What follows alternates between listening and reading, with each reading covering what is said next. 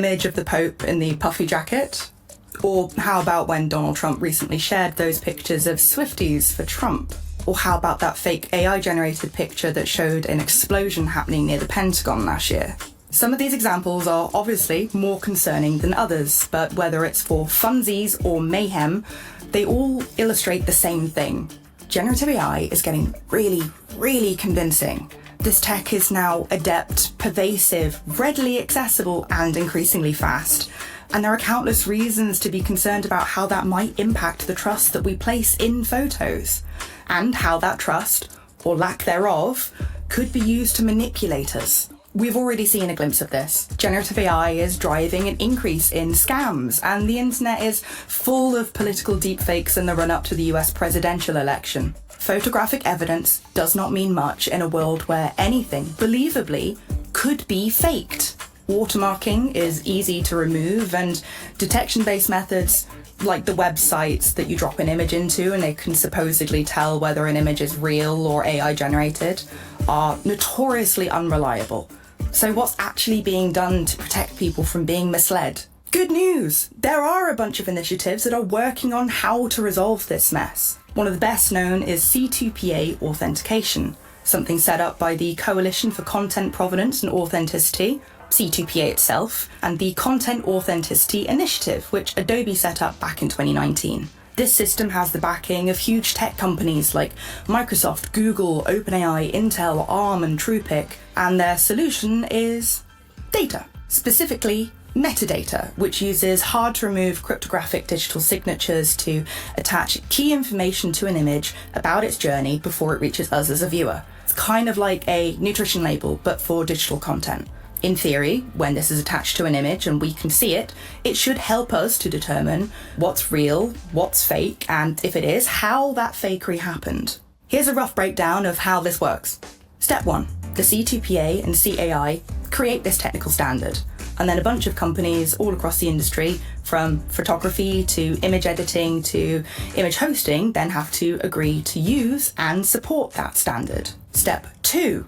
Camera hardware makers and editing app makers then agree to embed their products with these metadata credentials. That could be in the form of content credentials, like what Adobe uses, or under any other name really. The important thing is that it supports the C2PA technical standard, and everything works together in tandem.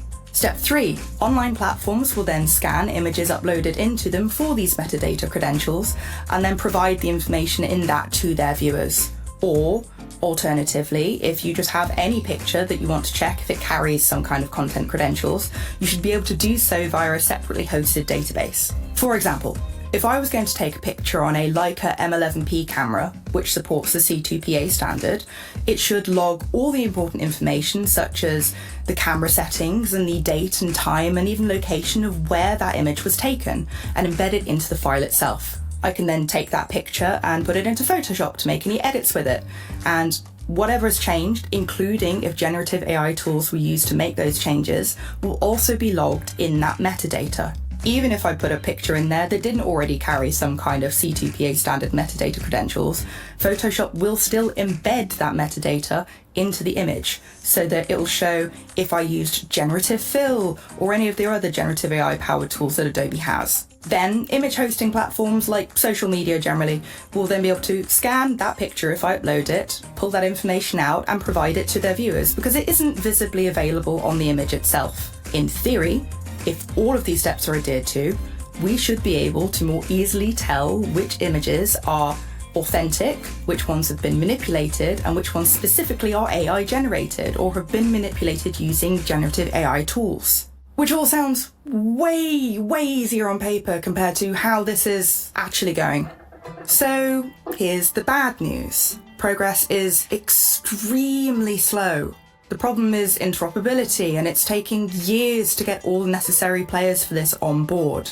And if we can't get everyone on board, the system might be doomed to fail entirely. C2PA support is currently only available on a handful of cameras, including Sony's A1, A7S III, and A7 IV, and Leica's aforementioned M11P. And while other brands like Nikon and Canon have pledged that they're going to support it, most have yet to meaningfully do so. Smartphones the most accessible cameras for most people, are also lacking behind with any built-in C2PA support. It's a similar situation across editing apps. Adobe is implementing this across Photoshop and Lightroom, but while some other services like Capture One have said they're looking into traceability features like C2PA, most don't, or have yet to express any interest in doing so. And one of the biggest roadblocks to all of this is figuring out the best way to present that information to viewers. Facebook and Instagram are